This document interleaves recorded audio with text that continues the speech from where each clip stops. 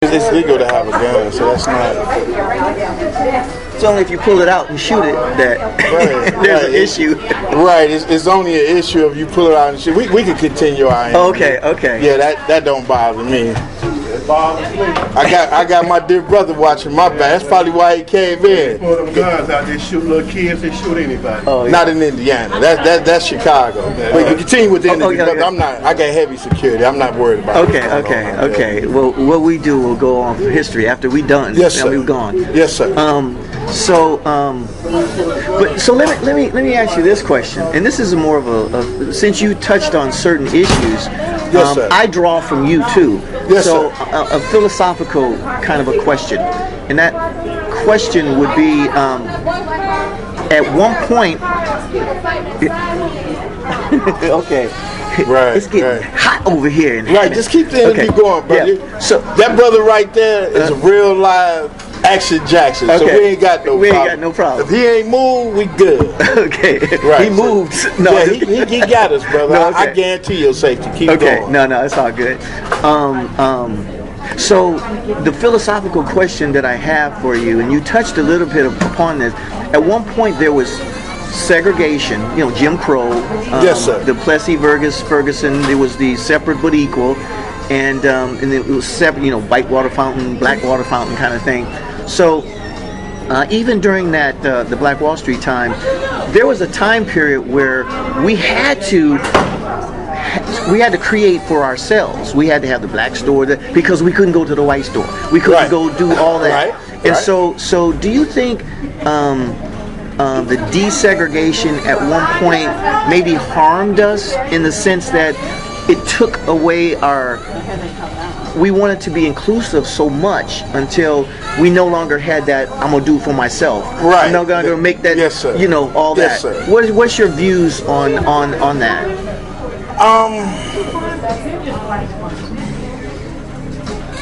I'm trying to keep it clean, Josh. My parents, they always said that the more we have less of businesses that look like us, right, the more we dilute ourselves. So I'm under the firm belief that we have to continue to create economic wealth. If we don't create economic wealth, how can we grow as a people? So our desire is to grow. But a lot of times we think through growing is working for other people. That's not growth. Economic growth comes through us working for ourselves and us owning the business. Right. But a lot of time our desire does not come that way. Our desire comes in many different forms. Mm-hmm. I'm a believer that we have to create economic wealth. We create economic wealth through ownership, whatever that might be. Right. So I don't know if it was direct plot. I've seen research where it has happened, but give you an example. I just don't fear people. You say I'm not even reacting. They saying all this is going on, but if we don't know who we are and know where we're going, then how can we grow? Right. To me, it wasn't by chance that you were working on a project and it was encompassing our neighborhood and encompassing Black America, and we sit down here and chat. You might don't know, you done a film one time, Hollywood Squares. You remember that? You Hollywood Shuffle? Hollywood Shuffle. Yes. I remember that. That was a base pattern for us young guys. When we were at Hammer High, we knew all about that. We knew all about how you shot it. I studied a lot of that. So that's how I knew exactly who you were. Right. Now, Robert Townsend was the director. I was one of the actors in it. Right. Robert Townsend from Chicago was the director. And it's kind of interesting because that was the first security job I ever had, was securing him. My first paycheck for doing security. I used to do it for my sister who had a band called Brown Sugar. I done it for her for many years, but you work for your family. You learning this, so you get to learn. You don't worry about no money. You learn it on me. Right. So that's how I looked at it. My sister, she was a Black entrepreneur. She loved the music business. And I learned the music business, and now, you know, I secure stars. I keep them safe. So I think about all the things that you get in that basket, and you learn how to grow from that desire. But a lot of times, we cannot grow as a people because we taking our money where it's creating $33.5 million each year. Right. Our money needs to stay in our community and recycle. Right. Once it recycles and goes off, then it's fine. Right. But if it does not recycle, then what do we have? Right. You know what I'm saying? Right. So right. And my passion comes out when you went there. and that's good. know? And that's actually good because and this is good for the younger generation, Right. to even know the value in recycling black dollars, and what's the value in that, because when you go to other neighborhoods that don't have the same makeup as you, they may not be hiring you at the movie theater, they may not be hiring you at the coffee house and this, that, and the other. But if there's companies within the black community, they're hiring you in the black community. So I'm glad you touched upon that, and it is very significant because black people, we represent 13.6% of the population, the United States population. 13.6% of the United States population. But there's a disparity in some of the negative stuff, but we represent more people in prison. We represent more people shooting us, or we shooting ourselves, Right. kind of thing. So we need to flip that to the positive thing. So this, some of the stats that you gave me and the information that you gave me, the younger generation, this is critical because this interview will be transcribed, and so once they start to read, you know, Commissioner Cheeks said this. And so they're reading all these different things, and so if enough people say this, then it must be true. If everybody's saying it, Right, you know. right. So there is some value to come out of that. So if you could even say to a younger person who goes to the library like you used to go, your mom used to make you go to the Right, library right. and read these books right here. What would you say in terms of the entrepreneurship that kids need to know in order to propagate or to bring on more entrepreneurship and to own their own companies? What would you say that they need to know? To start a business in the state of Indiana, you can start it for $25 right now today. So why can't we be examples of that? Why can't we put ourselves in situations to be that catalyst to grow the economy?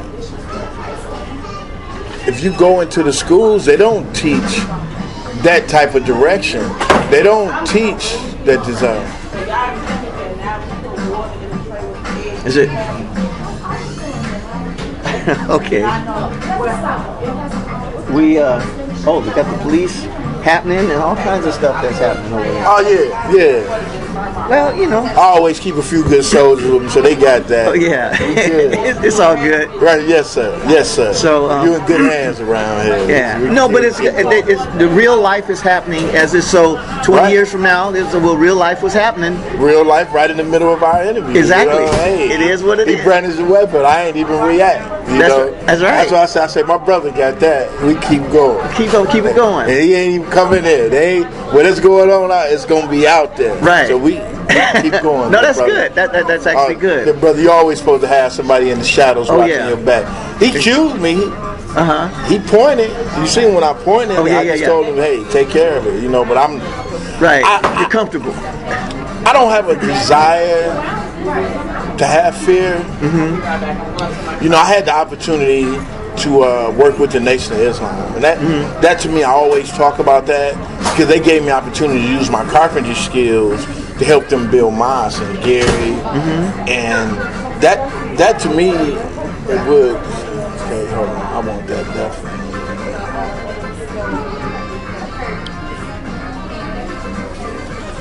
You know, I got a chance to use my carpentry skills to help people from Gary, you know, and when they were building the mosque and helping people, I got a chance to participate in that. So I like to give back. That's me giving back. I spent 7 years, raised a lot of money for the youth of Northwest Indiana. With the Boys and Girls Club in the mayor of the city of Hammond and McDonald's. Had a chance to sit on McDonald's national board. Of course, Roland Parrish. He came to me one day with Dale Parrish. Said, hey, man, we want you to help us head this up. So I got a chance to learn that there's some very intelligent people around here that people never talk about. Right. And that's you hit on two things. That's important to know that when you walking past a person on the street, with a green shirt on and a white hat, you really don't know his history and what he could bring to you. And so and so in Hammond, there's a lot of gold in Hammond that people just don't know. They wouldn't share with you that a black person owned the golf course before the city bought it. They wouldn't share that all of the land they bought from a black man to create a mecca. They're not gonna.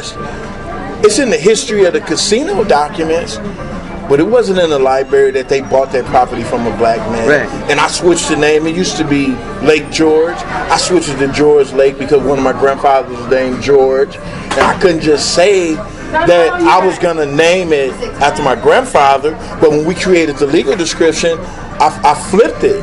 And I flipped it to George Lake instead of Lake George. So no matter what happens, they're not talking about the fact of it would not be a golf course if we wouldn't have bought the property first. The city had no idea about Lake George and its value. They thought it was nothing. Right. But I saw it and I knew it. Right. But when you looked in the archives, it didn't say they bought this property from the Lake George Development Group, and I was one of the principal partners in it. I was the only black guy that sat down with billionaires. I asked them I went to them. I said, how much do this cost? He said, give us $80,000. I said, okay. Be right back. I went back and I bought the property from Dennis Whitmar, who's the president still to this day of Columbia College. We bought it. 2 hours later, he called me and said the mayor of the city of Hammond is here, wanting to buy that property. I said he's gonna have to talk to John Seneca. At that time, John Seneca is one. Would blank out when I'm getting. That's quite interesting. Are you going? Yeah, yes, sir. Oh, okay. No, you can finish. You can finish. They don't talk about who actually took part in that, and how did that come into existence. Right. That's something that they don't tell you, that it was owned by people of color. People of color. Hold on, Brother Marley. Okay.